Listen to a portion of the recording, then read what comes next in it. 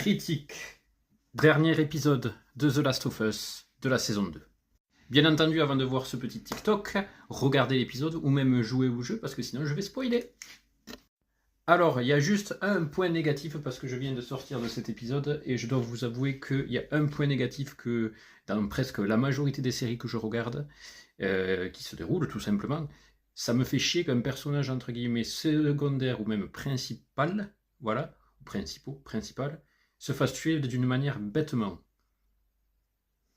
Alors, je sais très bien que ça suit le jeu, ne me dites pas ça, c'est juste en fait que si tu fais une adaptation, tu adaptes donc le jeu au, comment dirais-je, à la télévision, et il y a quelques petits changements. Mais de là à tuer un personnage, vraiment, tu cours, vous savez très bien de qui je parle, j'ai complètement zappé son prénom.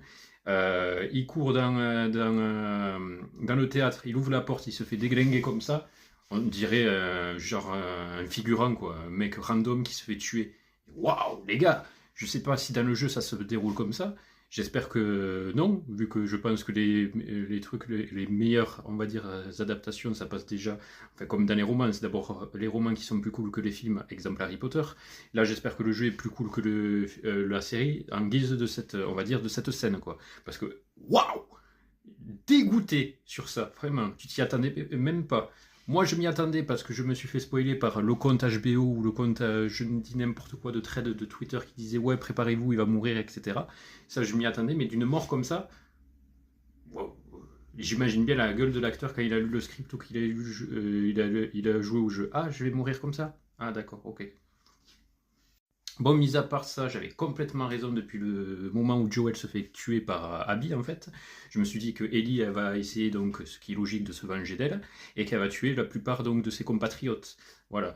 Comme j'ai vu en miniature vidéo YouTube, etc. Quand tu tapes The Last of Us 2, alors que tu n'as rien à voir complètement avec ça. Bon, bref. Là, elle tue deux personnes, donc il lui reste dans son équipe, je crois, deux personnes. Oui, il reste le mec là avec qui elle avait parlé, et un autre, je crois. Donc il lui reste ces deux. Ouais, je crois. Et dernière chose, c'est le cliffhanger. Je savais techniquement que ça allait se finir sur un cliffhanger. Surtout le fait de passer, comme on me l'avait expliqué, en fait, dans le jeu, tu passes du point de vue d'Ellie à ensuite le point de vue de Abby et inversement. Et c'est pour ça que tu te dis, ben, en fait, Abby, c'est pas une méchante, en fait, en l'occurrence, on va le voir dans la saison 3. Moi, ce que je n'ai pas aimé, c'est vraiment la fin, quand elle s'approche, donc, enfin, s'approche, elle menace donc Ellie avec son flingue et que tu entends le feu, le coup de feu. En termes de cliffhanger, c'est un peu dommage que ça se termine comme ça, quoi. Voilà, ils auraient pu choisir un autre truc exprès pour nous tenir encore plus en haleine pour l'année prochaine. Je crois que c'est